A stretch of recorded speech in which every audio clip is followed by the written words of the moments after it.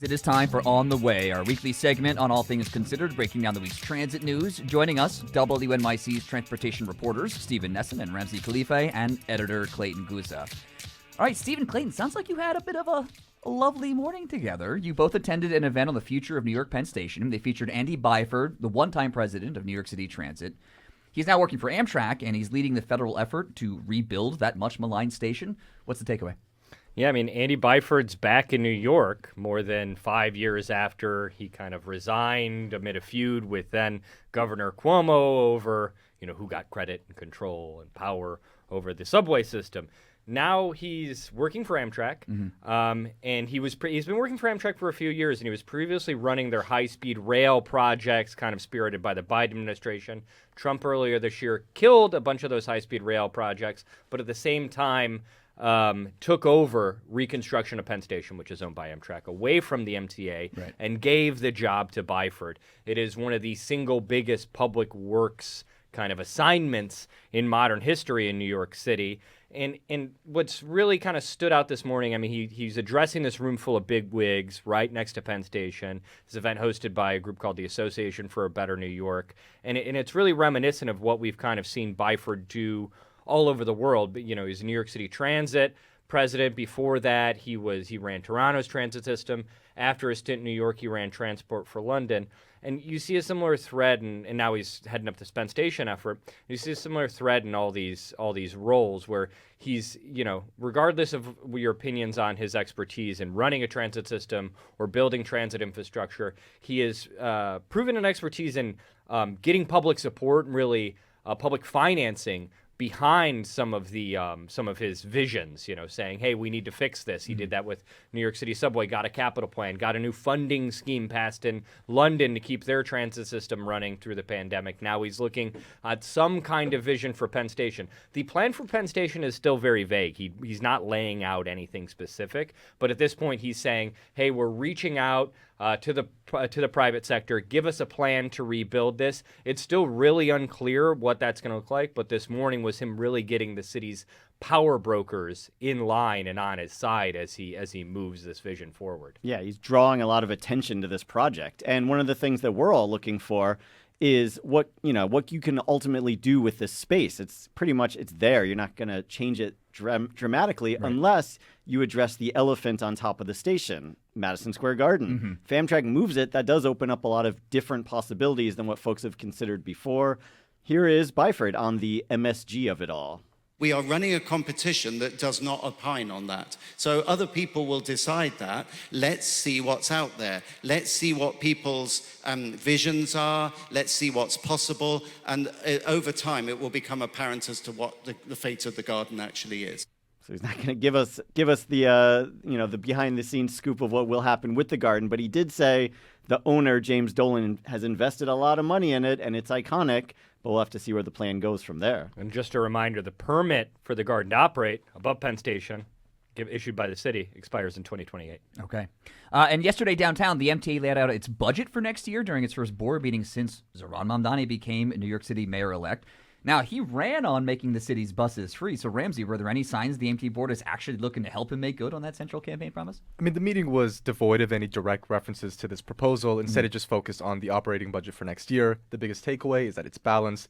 Future budgets might be in deficit, but they can fix that. And to do all that, they need to say that they're making a lot of different assumptions that keeps that money in check. So remember, there's all these assumptions like those bids to open up casinos in the city. The MTA is assuming at least a handful will succeed, which they estimate would give about $500 million each year starting next year. There's also money from FEMA that the MTA was promised during the pandemic, and they're still waiting from that from the federal government. And another critical assumption the MTA is making is that next year's economy will be healthy and stable because a big slice of their revenue comes from taxes that they collect from the public. And next year's also most notably Mamdani's first year in office, and a lot of critics have questioned how he will handle the economy. So here's Neil Zuckerman. He sits on the MTA's finance committee, who is issuing a warning. If the economy of this city or of this state or of this region starts to sputter, it's going to affect real estate, it will affect ridership, and I think it is very incumbent upon this board to continue speaking, talking softly, and maybe even yelling about the need to keep a stable economic environment for all economic groups in this city. And what's Mamdani's central idea to raise revenue for free buses? That is a millionaire and corporate tax. So Zuckerman says that would might maybe hurt the economy. Yeah, and MTA leadership has been very clear that they do not want to make the buses free. They don't want to give up that fare revenue, even if it's replaced by some alternate source. And they're kind of saying this is they release this budget plan. This is the most stable financial footing they've found themselves on since COVID, when ridership really went through the tubes, and with it, their fare revenue.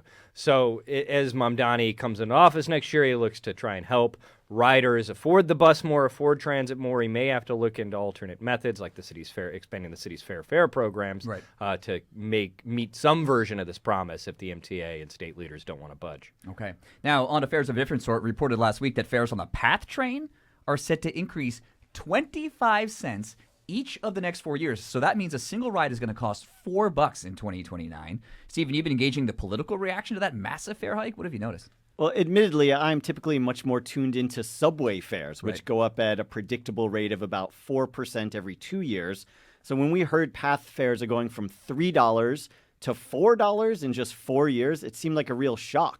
For comparison, it took the MTA 23 years to raise the fare $1.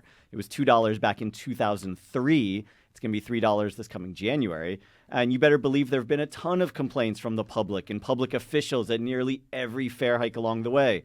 So with a massive hike at the Port Authority, like the one they're proposing, coming during an era where affordability and high cost of living are such a concern for voters, I expected some pushback, maybe a grumpy message on social media, and I got nothing. Wow. And especially since when the MTA launched congestion pricing, the howls from New Jersey leaders were deafening. Right. There was Governor Murphy, Congressmember Josh Gottheimer, who even sued the MTA to stop New Jersey drivers from being charged what they called an unfair tax to commute into Manhattan.